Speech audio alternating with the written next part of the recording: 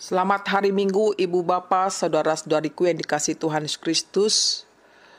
Marilah kita hening sejenak, mempersiapkan hati dan pikiran kita untuk menyambut firman Tuhan sebagai khotbah Minggu Advent yang pertama, Minggu 29 November 2020.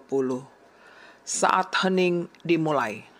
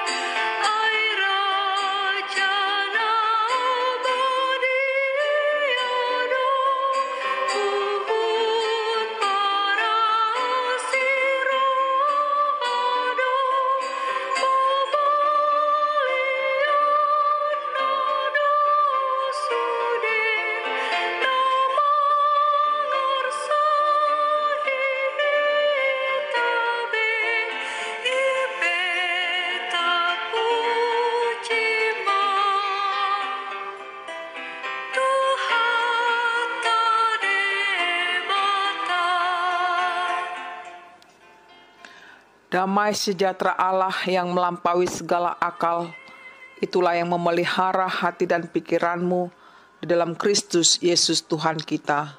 Amin.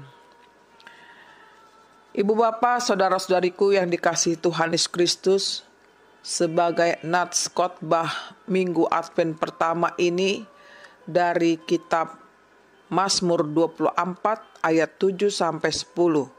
Marilah kita dengarkan. Angkatlah kepalamu, hai pintu-pintu gerbang, dan terangkatlah kamu, hai pintu-pintu yang berabad-abad, supaya masuk Raja kemuliaan. Siapakah itu Raja kemuliaan? Tuhan, jaya dan perkasa. Tuhan perkasa dalam peperangan. Angkatlah kepalamu, hai pintu-pintu gerbang, dan terangkatlah kamu, hai pintu-pintu yang berabad-abad, supaya masuk Raja kemuliaan. Siapakah dia itu Raja kemuliaan? Tuhan semesta alam. Dialah Raja kemuliaan. Selah, demikianlah bunyinya. Selamat hari Minggu Advent untuk Bapak, Ibu, saudara-saudaraku yang dikasihi Tuhan Kristus. Kita telah tiba pada tahun baru menurut kalender gerejawi kita, yang kita mulai pada Minggu Advent. Nama Advent diambil dari bahasa Latin Adventus, yang artinya adalah kedatangan. Kita sebagai orang percaya memaknai minggu-minggu Advent ini sebagai persiapan perayaan Natal atau hari kelahiran Yesus. Masa Advent mengingatkan kita kepada penantian dan persiapan akan kedatangan Juru Selamat yang dijanjikan Allah. Sebab itu melalui minggu-minggu Advent kita dapat menemukan makna hari raya Natal yang sesungguhnya, yaitu hari kelahiran Tuhan yang dijanjikan Allah dan kita nantikan itu. Akan tetapi Advent juga bukan hanya sekedar persiapan menyambut kelahiran Sang Juru Selamat saja. Advent juga kita maknai sebagai penantian akan kedatangan Yesus kembali ke dunia ini. Minggu Advent bagi kita bukan sekedar ikut mengenang penantian para nabi dan umat Allah di masa Perjanjian Lama, tetapi juga harapan ke masa depan, yaitu penantian gereja kepada Kristus yang akan datang kembali. Alkitab mengatakan kedatangan Kristus di saat kita tidak terduga, persis seperti kedatangan seorang pencuri.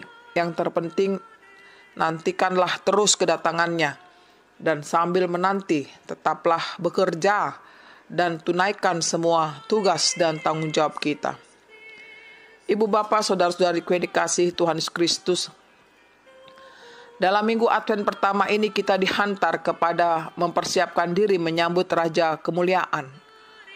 Sebagaimana topik minggu Advent pertama kita yang mengatakan nubuat tentang kedatangan Raja Kemuliaan. Jika kita menerima informasi bahwa rumah kita akan kedatangan tamu, maka persiapan menyambut tamu tersebut akan dilakukan, seperti membersihkan, merapikan rumah, mempersiapkan minuman dan makanan secukupnya. Persiapan tuan rumah dalam menyambut tamu adalah bermakna, bukan bermakna penghormatan tuan rumah terhadap tamu tersebut. Dan sebaliknya, tamu tersebut juga akan merasa sukacita karena membuat si tamu merasa dihargai dan dikasihi. Dalam konteks menantikan Tuhan Yesus, tentu kita tidak menunggu dalam keadaan diam, tapi bersiap untuk menyambut Raja Kemuliaan. Persiapan yang dilakukan bukan sekedar menyambut tamu biasa, tapi menyambut Raja Kemuliaan. Mazmur 24 ini adalah suatu gubahan dari Raja Daud yang diciptakannya untuk nyanyian sorak-sorai bagi Tuhan Allah Israel, di mana tabut perjanjian itu sedang dibawa menuju Yerusalem, dan mazmur itu dinyanyikan oleh sekalian orang.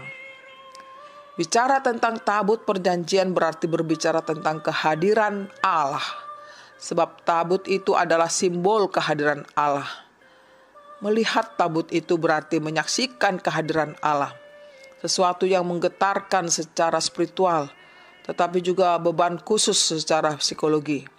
Semua kondisi itu bercampur aduk lewat mazmur pujian ini.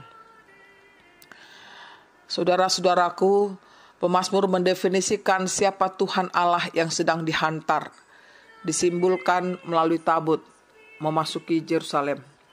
Pemazmur menyatakan melalui pujiannya bahwa Tuhan itu adalah pemilik langit dan bumi dan segala isinya, di ayat 1.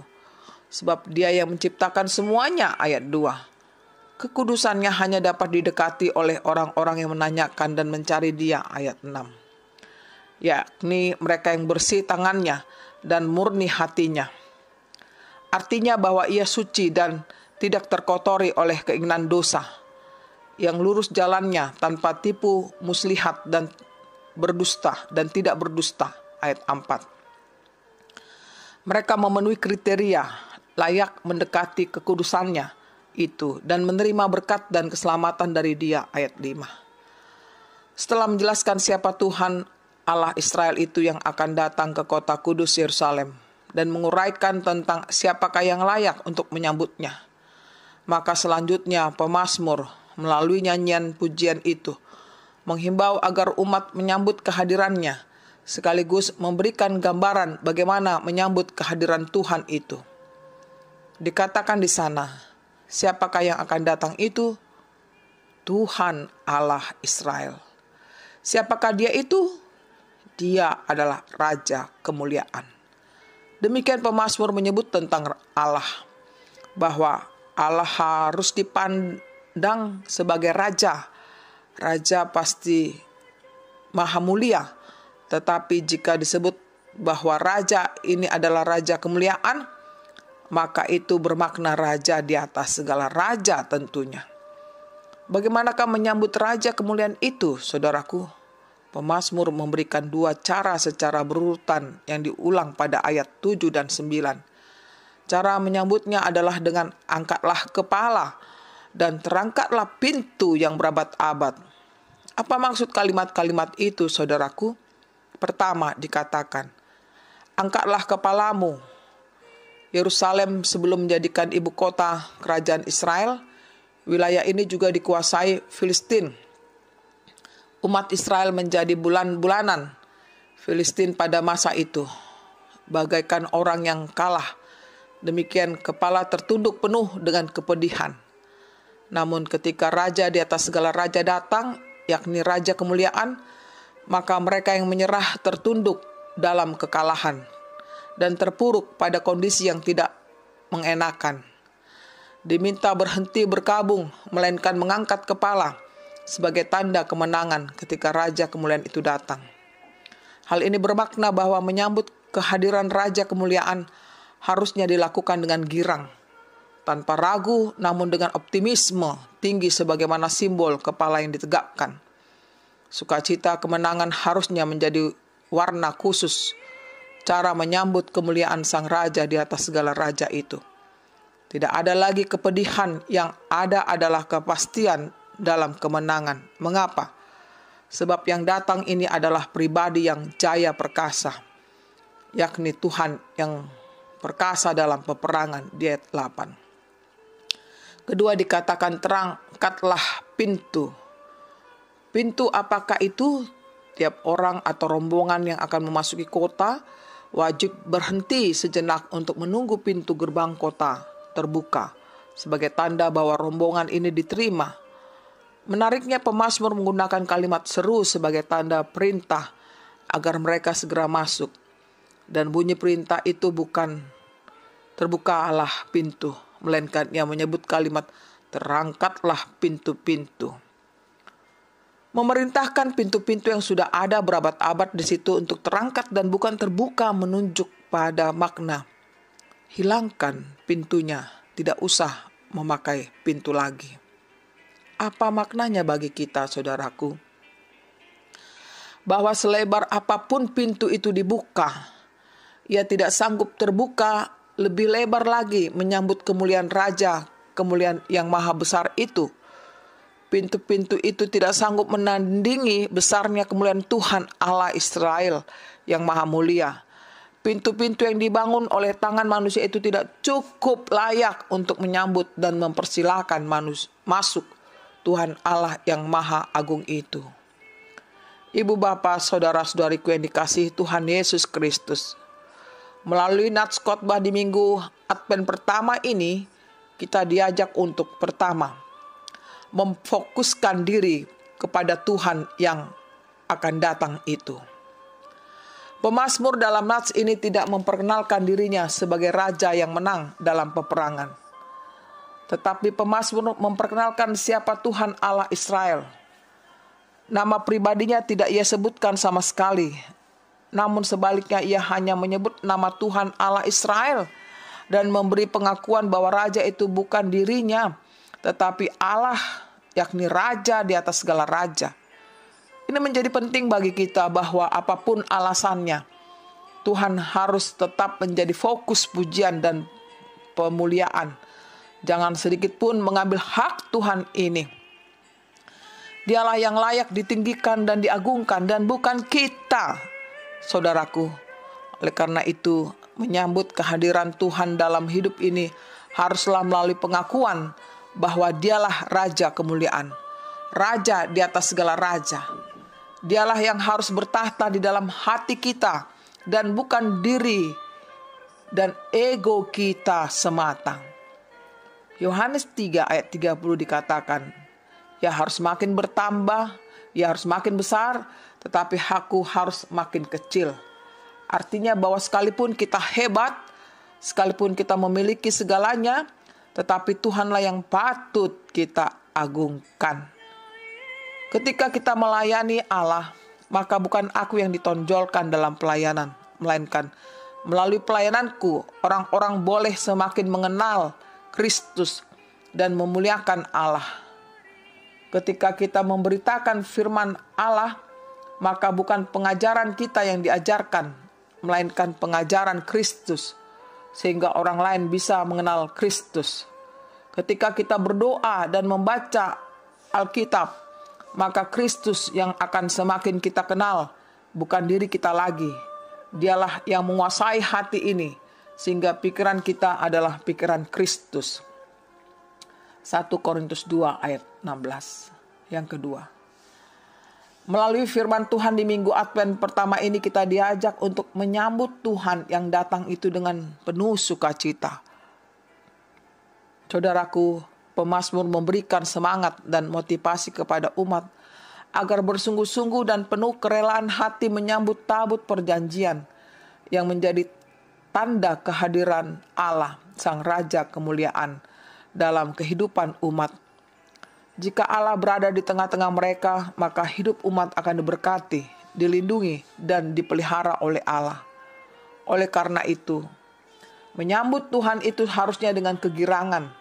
Siapapun yang sedang mengalami kekalahan, harusnya dengan kehadiran Sang Perkasa dalam peperangan, kondisinya menjadi berubah, yakni bermental sebagai orang yang menang. Di masa pandemi COVID-19 ini, janganlah kita bermental seperti orang kalah dalam peperangan. Janganlah semangat kita untuk mempersiapkan diri dan hati menyambut Tuhan menjadi surut.